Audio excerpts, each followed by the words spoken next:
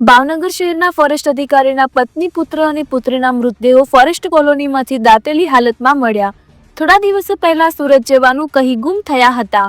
ભાવનગર શહેરના કાચના મંદિરની સામે આવેલ ફોરેસ્ટ કોલોનીમાં રહેતા એક ફોરેસ્ટ અધિકારીના પત્ની નૈનાબેન રબારી, 9 વર્ષનો પુત્ર ભવ્ય રબારી, 13 વર્ષની પુત્રી પૃથા રબારી સુરત જવાનું કહી અને ગુમ થઈ ગયા હતા.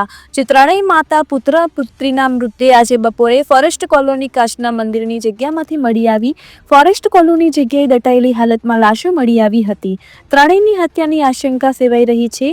હાલ પોલીસે લાશને કબજો લઈને પોસ્ટમોર્ટમ માટે સટી હોસ્પિટલ ખાતે લઈ જવામાં આવ્યા છે અને વધુ કાર્યવાહી હાથ ધરવામાં આવી છે. જ્યારે સાચી હકીકત પોસ્ટમોર્ટમ રિપોર્ટ થયા બાદ જાણવા મળશે. રિપોર્ટર રાકેશ ગોહિલ, મહુવા.